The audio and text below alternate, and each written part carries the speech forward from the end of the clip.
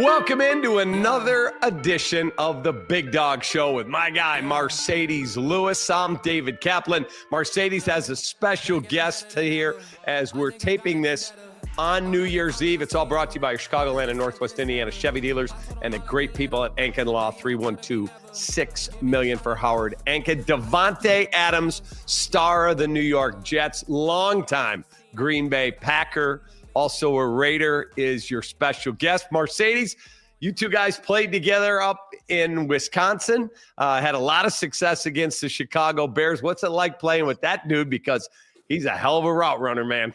Yo, you just had to introduce it like that. Yo, first off, I'm going to just say this. He's not just a star in the NFL, but he's a star in life. And he's somebody, obviously he's younger than me, but he's somebody that I look up to. Not just on the field, but off the field, the way he carries himself. And I think that was a big component that kind of like drove us together to being as close as we are, was just the way we handle our business. And like I told you before, Cap, and I tell you till I'm blue in the face, in this league, the ones that do it the right way, the ones that kind of fill in the gaps of how to be a professional on and off the field is directly correlated to how you feel about somebody. And my first 12 years in Jacksonville, I didn't like, it was Maurice Drew, Fred Taylor, and Dave Garrard, right? Like those three were my guys, but I didn't necessarily go out and spend time with those guys. Like we just kind of connected at the facility and on the field. So when I went to Green Bay, in 2018, it was like one of those situations that like I had admired Tay from afar, just from his work on the field. That's all I had known at that time. But then when I got there and I realized like, yo, he sees the game like I see it. He cares about his craft the way I do. And he's my favorite receiver, one of my favorite people, and does it all the right way. And so it's just been a blessing. Obviously, here we are now, what is it, 8 years removed from the first time we met. And I consider him a brother, and I'm just grateful to have him on the show. New Year's Eve, let's get it cracking, man. What's up, Tay? What's good, my baby? Hey, man, I'm feeling good. I feel like when you're coming out of high school, going into college after that right now. I feel like I'm on my recruiting trip. Exactly. Yeah, it's love, man. I mean, he said it though. That's basically what he said is what we've always talked about. Is when you've been in the game for a long time, players come and go, coaches come and go, but every so often you have one of those those lifelong bonds that you feel get built in a short time. And he was one of those dudes. And like you said, we've always been the type of people where you can be a great dude, you can be a funny guy, you can have good vibes. But if you're a clown at work and you don't take your job serious, if you don't bring a certain intentionality to the game and to your personal, process daily, it's hard to really fully connect with somebody that's, I can assure you Michael Jordan wasn't vibing with dudes that weren't, or wasn't allowing it, first of all, but definitely wasn't vibing with guys that didn't have the same ideologies he had, towards the game. So that's something that we let really organically connect us. And right out the gate, we could have just forced it, Cali boys, and started kicking it and all of that. But it really just organically happened and started spending more time together the more we started learning. And then every time we kicked it, it was just pure vibes and connected on whether it was the film. We're going through our phones. I'm showing him tape of practice for the last 8 years, and he going in his phone showing me the same stuff from, his 5th year in Jacksonville. And I remember in my mind some of these plays that were from the games too, just seeing it. I'm like thinking about where I was at that time. I'm like, damn, I was kind of I was a young puppy back then. So, to obviously get the opportunity to connect, like it was special. And, we probably became even better friends since splitting and going opposite ways, him going to Chicago, me going to Vegas. So, but yeah, it's for life now for sure. Yeah, that's a good point that you bring up too, as far as our connection and how it's grown. After being on different teams, it's allowed like that void of not being together damn near every day. It's allowed us to connect in a different way, right? Mm-hmm. And it's kind of like a tribute to how we connected when we were on the team. Like you said, Cap, it was super organic, and the way we navigate is kind of the same. Like we'll both recognize, like, okay, real recognize real, but like if it's not organic and if it's not, how do I put this? You got to be natural. It has to be natural. And like we were literally like 2 or 3 lockers apart from each other, but every time we passed each other, it was just real. The way we saw things, it was just real. And then, at one point, it was just like, yo, like I'm literally at his house 4 days a week. You know what I mean? And right, and living with me to start the season. Yeah, and then living with him for camp. You know what I mean? So, I babysat his daughter one time while he had to go do something. Like, I'm truly grateful for, the prospects that the NFL has given me. But I can say that, one of my,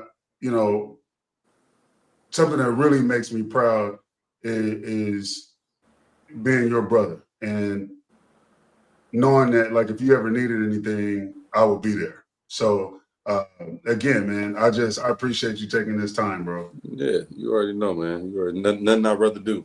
No doubt. So I got to ask you a question. Playing in Green Bay, the two of you, with Aaron Rodgers, and I've told Big Dog, like, I'm all Bears. I've hosted their post-game show for 2 decades, and I do all this Bears coverage, yet I've got this affinity for Aaron Rodgers. I told Big Dog, I want to sit down and talk to that dude. I've always liked him because of the way that he's just real. And there you guys are, kicking the living shit out of the Bears on a regular basis. I think Matt LaFleur now is 11-0 in his career as the head coach of the Packers against Chicago. What was that rivalry like for you, Tay? Because down here, people are just sickened by it. Yeah, no, it's something that you get bred into. I realized right away, because especially when I came in, like, you got to think about what that team looked like. Now this league, I won't say unfortunately, but in some ways it's unfortunate.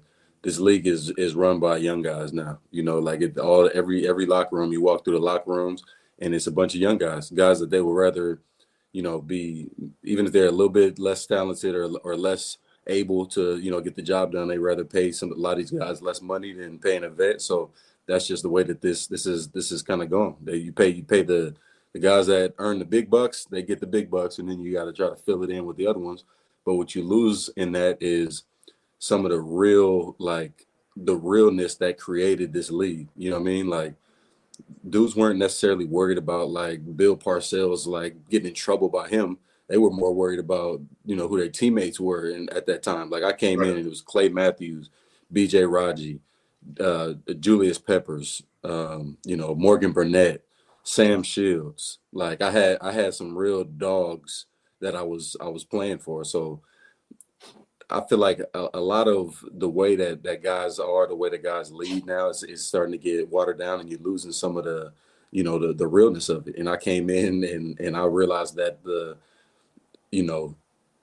this is what a true rivalry is. I'm thinking about, like, Fresno State versus, like, Boise State or San Jose State, and it's just a whole different type of, war, basically. The fans hate us, we hate them, and it's just how it goes. And being brought up and playing them, I think it was like it might have been my 3rd game of my career, 4th game, we played the Bears in Chicago. So starting off my career and seeing, like, this is what a real rivalry is like, and knowing that we had been, basically taking care of them for the, definitely recently, but just all time as well.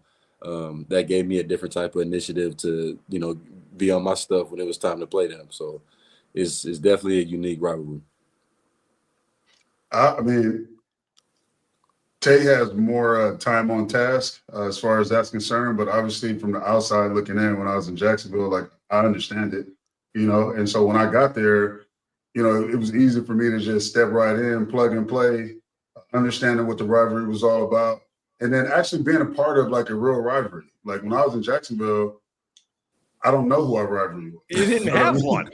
Like, is it Houston? Is it Tennessee? Indy? Like, I don't know. I would say maybe Tennessee, because I think you know, in the heydays when I was like younger and really catching the ball at a higher clip, Tennessee was like one of the most physical teams. It was us and Tennessee in that division as two of the most physical teams.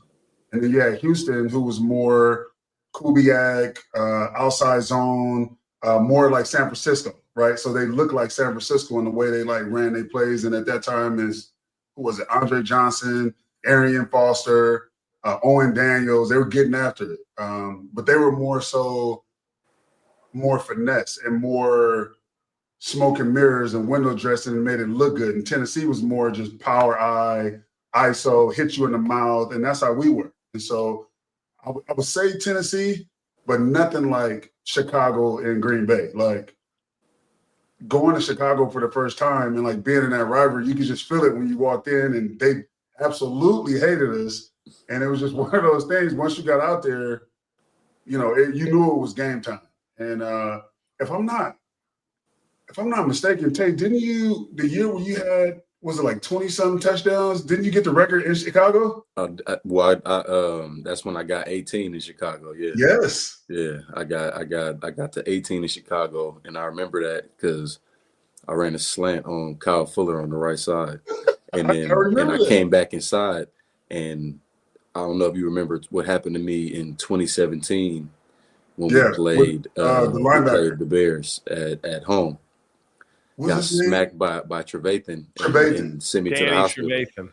Yeah, and I wasn't even on the team yet. Yeah, you weren't there yet. That's why I say I don't know if I know you would have remembered if you was there for sure. So I went on the slant and I'm going inside, and I ran it kind of quick, so he wasn't really ready to throw it yet. So when I'm going inside, I beat Kyle, but I feel that backer starting to feel me moving over there, and lo and behold is Trevathan, and then. I think in his head, honestly, I don't even know if he's still playing right now. So I could say he's retired.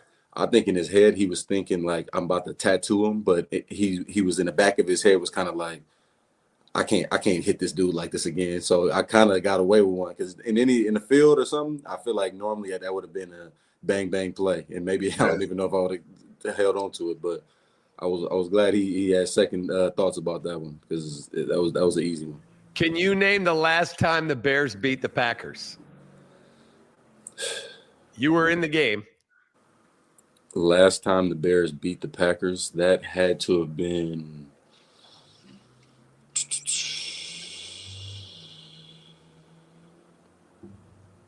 when did all right. Was it before 2018? It was 2018. Okay, that's what that was when Mitchell Trubisky clinched the division title at 12-4, 24-17 at Chicago. In Chicago, I remember. They haven't won since. Yeah, y'all's defense was rolling that year. That was with Khalil Mack. Yeah, Mack was going crazy. That was the year that y'all almost beat us twice because we had to come back game of the year in the year, and Aaron did the Paul Pierce and came back out there in the wheelchair. Yes. Yo, they started him off. We're like, this game's over. It was a Sunday night football game. Yeah, Bruh, yeah. I remember that game vividly because that was my first season in Green Bay. Mm-hmm. And that was week 1, wasn't it? Yes. Week 1. And then that's when I got like a true taste of what it was going to be like, right? Like half the games are on primetime TV. You know what I mean? Every game matters. Everybody's watching all the time. Right. A-Rod goes to the locker room, comes back out, this heroic Superman situation. I'm like, yo, what did I just get myself into? You done jumped into a movie you didn't even know. Bruh. Crazy. Nah. Yeah, that was it's crazy, bro. Score at the half, Bears were winning 17-0. Oh, my God. Yeah, I remember that. Yeah. We were all at home. I'll never forget. Beat their ass. And then all of a sudden, that dude comes out of the locker room, off the cart, game over. And you know what, too? You can kind of, like, just put this in perspective. That happened that year, right? Chicago's defense was stout, doing their thing. A-Rod gets hurt, comes back, obviously. We win that game, but then they win at their crib. And so you think from that point on, it's going to be like this back and forth battle. Then you get Matt LaFleur in there, right? A dude who, like, mentally, when it comes to X's and O's, he's just different, right? And he just understands matchups and stuff like that.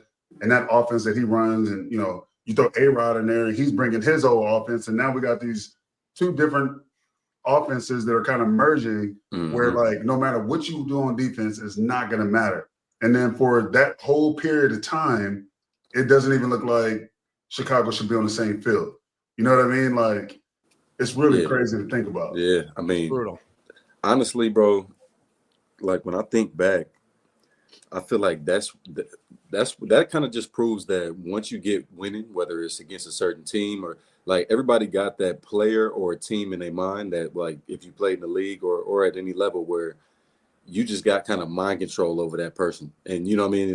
Like that's basically what it was like when we stepped in there. Like it don't matter what the season was going like with the previous game, you know, we could have looked shitty on offense, but now we playing the Bears. Like, come on now. Like you a hooper, Mercedes, you know, you get the ball in your hand. You're like, who is this dude guarding me? I'm about to, this is not, you should not be guarding me, and this is going to be easy. So that was kind of the feeling we had. Kay asked me last week on her show if I would ever go to the Bears, and I said no. Why? I can't do it at this point, especially after making that comment. I don't think they'll ever want me. Like, even if they was the only team that maybe did want me, they're not gonna want me now. But I don't know. I just felt like that was out of my Packer loyalty. I did almost a dime in Green Bay, so I just felt like I don't know. And you know, I've dealt with what I've been dealing with over the past 3 years. It's been a lot of losing, and I'm looking forward to winning some games in the future. So I don't see the Bears in my future, and I'm optimistic. Honestly, I didn't see that, especially how you guys started the year off. I wasn't in my mind thinking that that's that was going to be how everything went, similar to our year. But football is a crazy game, man. It's not about how good you are; it's about how good you play. And if you don't play right at the or play good enough at the right times, then now you're a bad team. So that's the difference. We in 22, my first year with the Raiders, we basically played how the Chiefs are playing this year, but they're just winning all those games like that, and we lost those games. Right. It wasn't like we were just walking in and people just steamrolling us, and we just like it was just a terrible showing out there. Like we really put some good stuff on tape, and it just so happened that when it was time to finish, like I think the first like quarter and a half of the season, we probably lost all the games we lost by a total of like 11 points. You know what I mean? Like literally it was like 1, 2, 3-point games. And it's like, brutal. Oh my God, they can't win. They suck. But it's like, if we won those games just barely, if by chance, you would say that we are amazing. So it's, you know what I mean? Sometimes it's just the margin of victory is like that. And you just gotta find a way to win them. Yeah, no, that's, I think you hit it right on the nose, man. Like, at one point we're 4-2, feeling good about ourselves, coming in, meetings, popping in meetings, like everything is cool. You're on a bye week. And then you come back and then it's just. Then the Hail Mary happened. Man, it shifts just like that. Yeah. So what was I'm glad you brought that up because we haven't even talked about that. So not that you gotta, put anybody on blast or whatever, but like just what was that whole what was said? Like what did you say something? What was the coach talking about? Because that whole thing. The funny thing, before you even say anything, this is why I'm laughing. The man was doing whatever he was doing over there. Tyreek Stevenson. You could get mad all you want. That boy went over there and made a play on the ball. He got over there and hit the ball, just hit it up.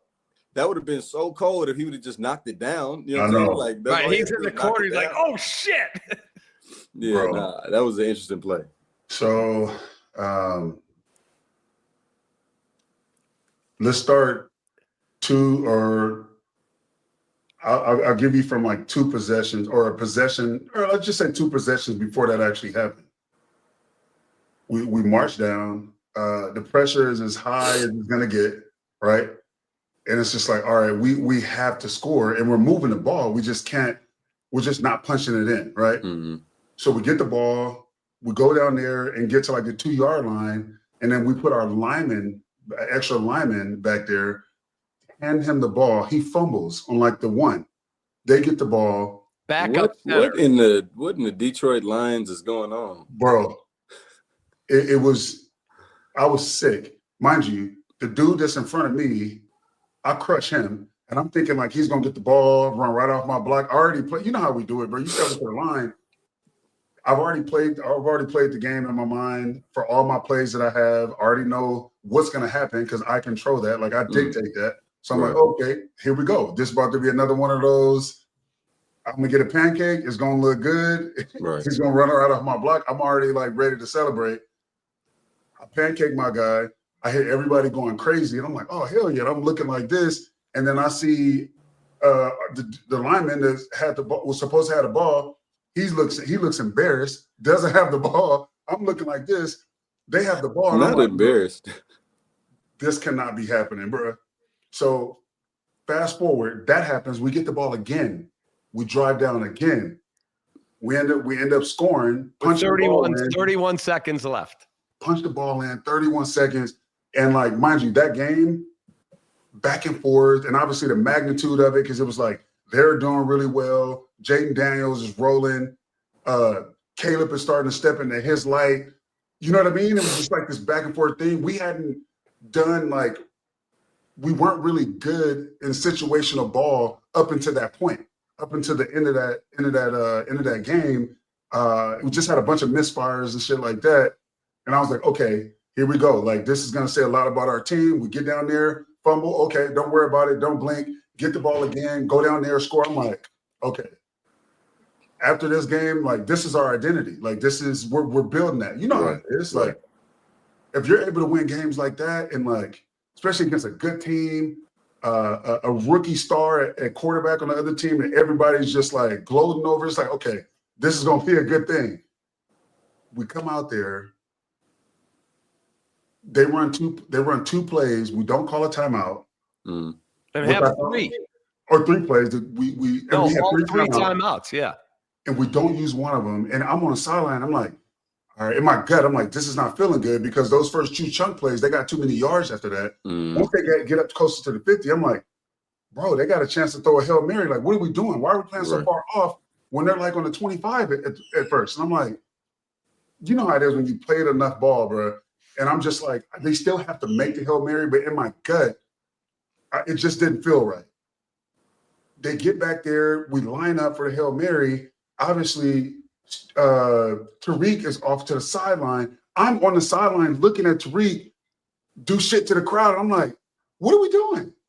I had never seen nothing like that in my life. And I'm like, this can't be happening. The ball is in the air, bro.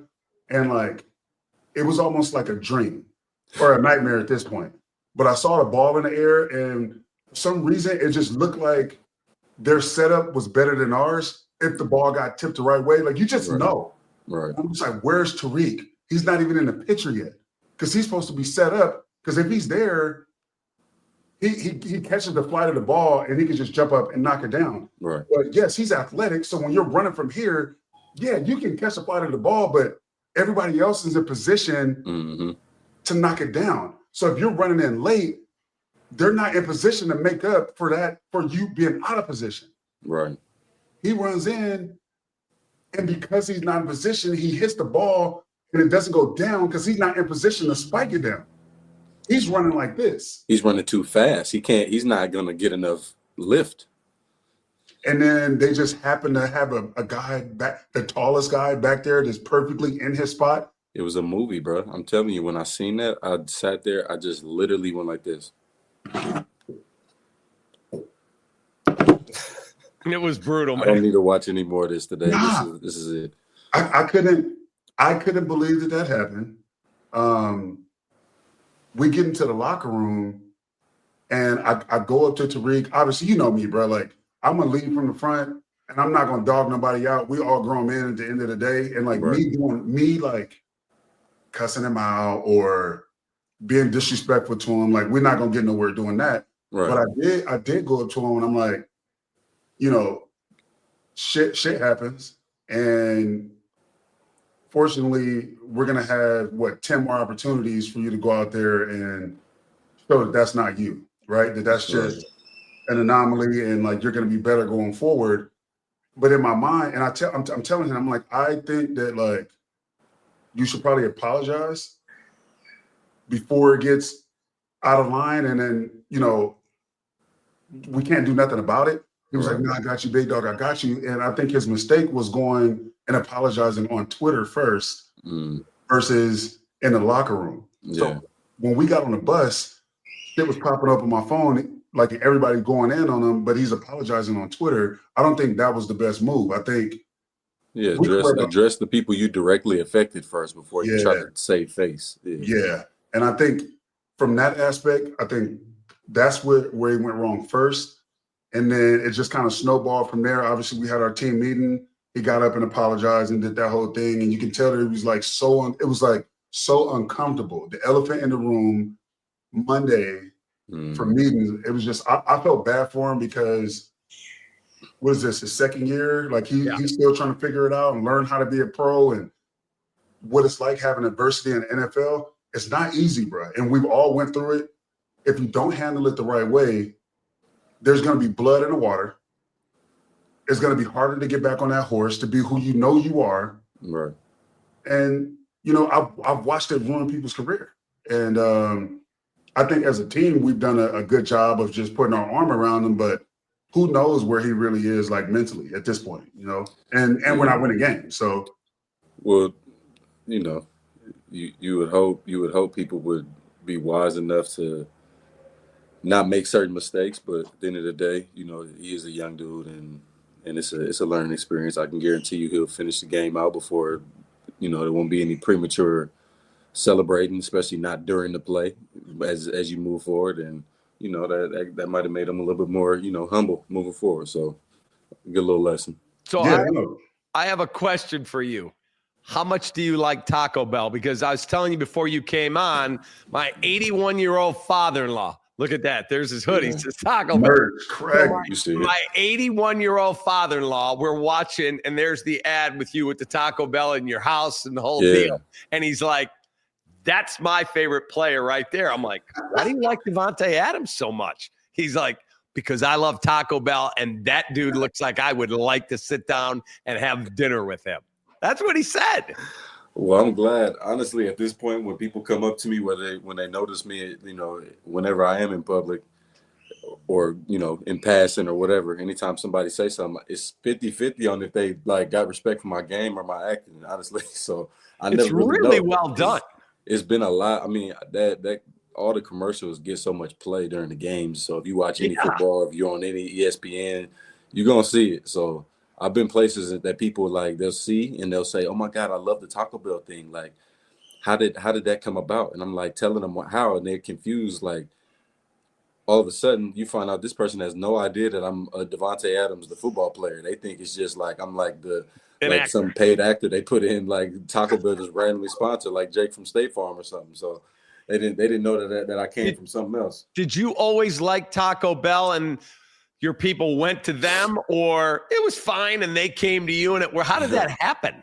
No, speaking of organic, like, this is the definition of it. Like, I don't know if you can hear my son. Can you hear him in the background screaming or no? Okay, good. He's going crazy downstairs.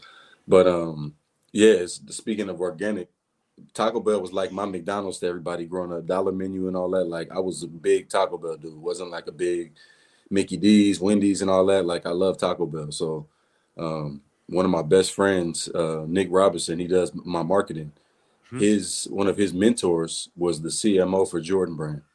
And he knew he was getting ready to be the CMO and move over to Taco Bell. So when he moved there, he got with Nick and we obviously worked something out. And that's when the marketing thing started.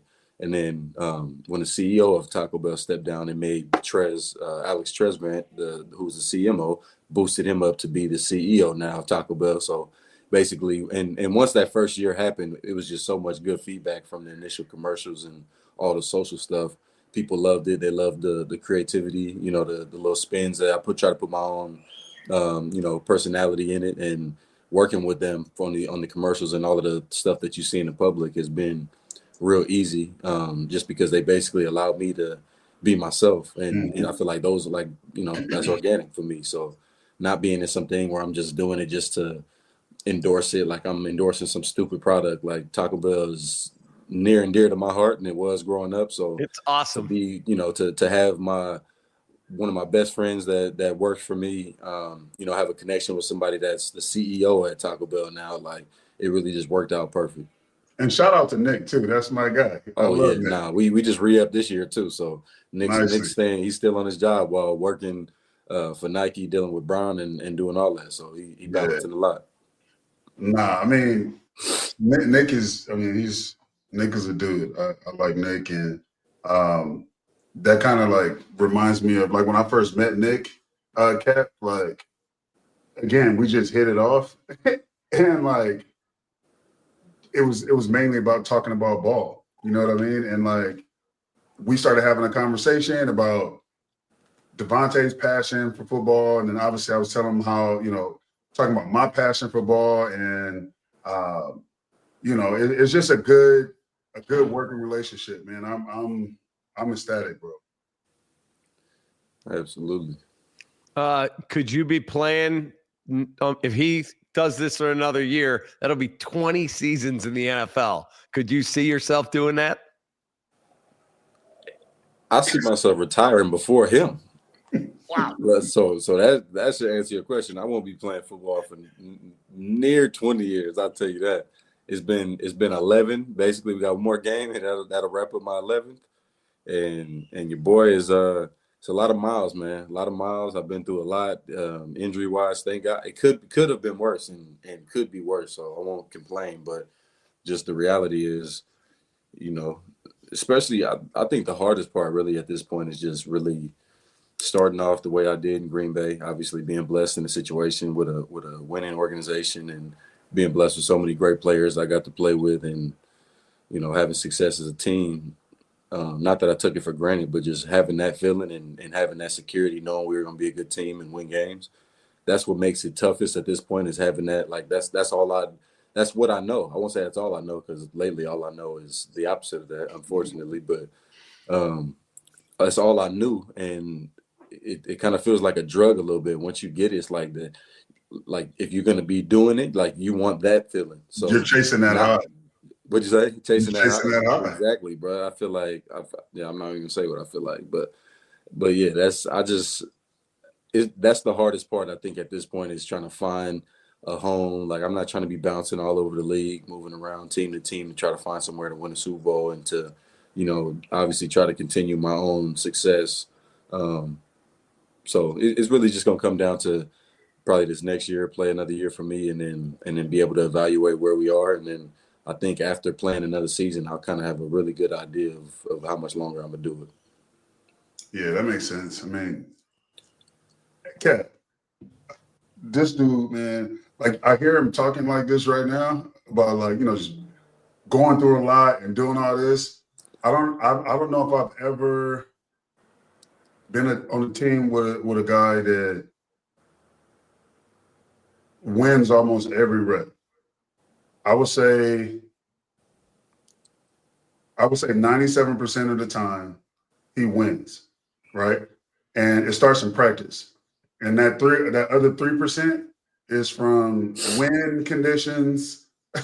The ball might get tipped at the line of scrimmage. The variables.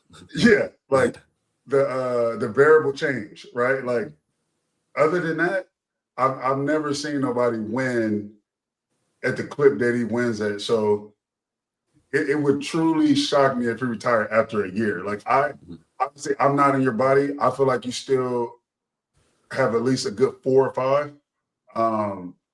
And that might be wishful thinking, because you're my favorite player to watch. You know what I mean? So like Kap, literally, like before I'm playing, like I'm on my phone, like in my locker, just watching his games. If I see him go down, I'm shooting him a text. Like, you know what I mean? Like it's I truly root for you, man, as a football player, a person, family man. Love you, bro. I appreciate you being on the show, bro. Yeah, you already know, bro. You already know, man. By the way, before we let you go, so Tommy Waddle, who's a former Bears receiver, big broadcaster in town, does a show here on our channel. Tommy Waddle said, I played wide receiver in the National Football League. He goes, I made the All-Madden team, had a nice career, played for Coach Ditka. He said, the best route runner I have ever watched, and I've studied them all, is Davante Adams. It ain't even close. It's not close, man. That's love. That's love, man.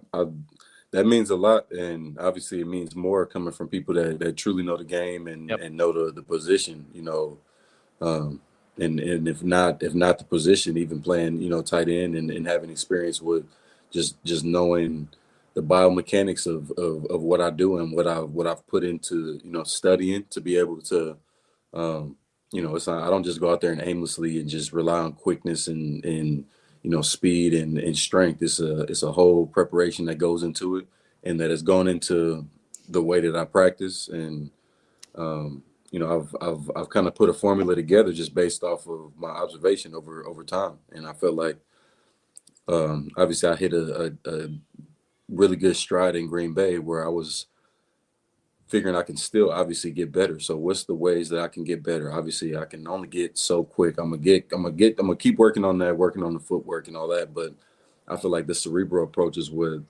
the approach that I take that not very many people can match, just because you can try to study, but if you don't know how to study, if you don't know what the best way is to study and what are you studying, I'm looking at the DBs to find out exactly. I've tried to get this down to a science to where, I can make you, when I'm jumping off the ball and I'm hopping off the line, I'm making you do something with your feet, and I'm trying to put my feet back in the ground before you get a certain step back in the ground. Like I'm trying to think about it. In golf, they got a term: aim small, miss small. Mm-hmm. I'm gonna try to put this right by the hole. That way, if you got 20-foot putt, you feel good about two putting that. So that's me. I'm trying to kill you every single play. And if that means just getting open by a yard or two, then we'll settle for that and make something shake with that too. So I just take a lot of pride in what I do, and that's why I've always been a big component of sharing my knowledge. Einstein didn't just learn about gravity and keep it to himself. That wouldn't have did as much. So I try to get with the younger guys, get with guys around the league, and share the knowledge that I have, because it's a receiver's game, it's a passing game now, and you seeing guys come in, especially out of LSU these days. I don't know what the hell they got going on. Wow. Out of training table, you got Brian Thomas now that people thought was good, but like didn't know how good, and turns out he about to be a star and take over the league. So I'm always trying to help out other guys, because I wasn't blessed with the 4.2, 4.3 speed. So I really had to figure out a way to consistently, win and be reliable out there. And having dudes like Sadie's, dudes like Aaron, they kind of took my attention to detail to another level too, seeing how he goes about his business. It may not necessarily be the route running emphasis, but the onus that he takes in his job, like that's what I've always looked forward to, having teammates that take the job that serious. Because if everybody's got that same mindset and same, like I said before, intentionality to what they're doing, then now you got a team that, it's obviously full of talent. So if everybody's that locked in, like you're gonna be a SOB to deal with. So No doubt. yeah, I thank guys like him and many other people that I've crossed paths with, but now I'm trying to, pay it forward. Hey, I had one last one I wanted to ask you. Did Aaron truly love sticking it to Chicago fans? Oh my God. I don't know if it was any greater feeling. You could hear it with the I own you. I'll never forget that one. Bro. That was probably one of the best ones I ever heard. That and I think back in like 2011 when he first brought out the belt, he had that run on the right sideline in Lambeau. Started skipping around the back of the end zone and gave him the belt. So I think that if he could play one more game in a Packers uniform, I think he picked the Bears as his opponent for sure. And I'd be real scared for the Bears in that situation. Yeah, I would say so. Hey man, thank you for taking time for the Big Dog and coming on our show. It's been awesome. You're a hell of a football player. Thank you, brother. I appreciate it. Thanks for having me, man. And Marcedes, you already know what it is. I appreciate you, my dog. Tell the family I said what's up, man. I'll holler at you this week, man. Love you, bro. Got you, bro. Love you too, bro. Take care. Yep. There he is. That's your guy, Davante Adams. Sunday up at Green Bay. Here we go. Got to find a way to win one. Yeah. You know what's crazy? It's like, I was thinking about this the other day. I'm like, how good will we be if we just don't beat ourselves? You know what I mean? Like it's at least be in the game, right? Like at least be in the game to the fourth quarter if you're just doing what you practice to do, right? And like don't beat yourselves, like you give yourself a shot. I feel like we've gotten our own way more than any other team in this league this year. And it's unfortunate. It doesn't feel good. I think the worst part of this season has been knowing that we have more to give and what our expectations were and not fulfilling to our full potential collectively. I think that hurts the most. The wins and losses, it's going to be what it's going to be, right? Whether you win or lose, if you're playing up to your ability, you can go home, you can sleep at night. So I just think that let's just go out there, let's limit the mistakes, let's not hurt ourselves, and let's see what happens. You know, like prep as hard as you can, and let's see where it goes. Yeah, at this point, there's no expectation. We might as well just go out there and leave it all out there and see where the chips fall, man. That'd be great to get one though this weekend. You're the best. There he is. That's Marcedes Lewis. Big thanks to Davante Adams. I'm David Kaplan. Have a great rest of your New Year's Eve. Have a great, healthy, happy 2025, and bear down. Happy New Year. I swear I shoot like Berettas. Yeah. They getting nervous. I seen it. What I seen.